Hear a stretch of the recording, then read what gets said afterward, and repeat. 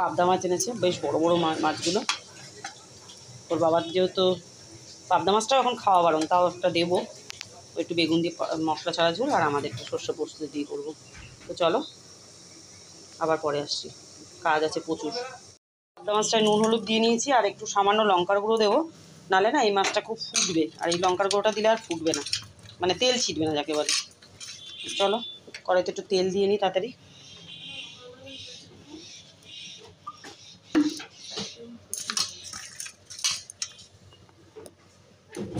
আর কড়াইতে একটু মাছের যে তেলটা বসিয়েছি ওর মধ্যে একটু নুন দিয়ে নেব, তাহলে মাছটা লেগেও যাবে না।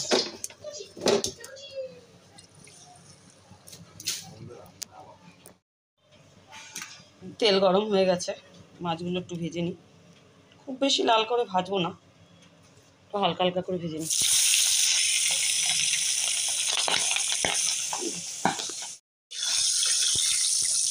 একটা কালো জিরা ফোড়ন দিয়ে নিয়েছি,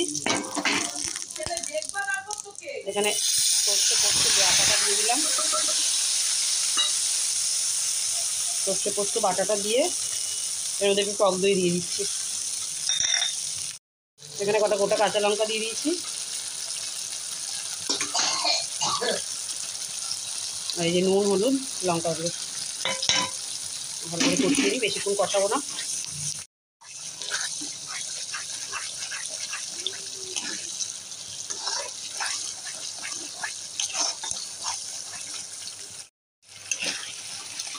মশলা দিয়ে তেল ছেড়ে দিয়েছে, দিয়ে দিলাম জল। সর্ষে দেওয়া আছে তাই বেশি কষানো যাবে না। একদম রেডি আমার দই পাবদা, দারুণ হয়েছে, স্বাদ।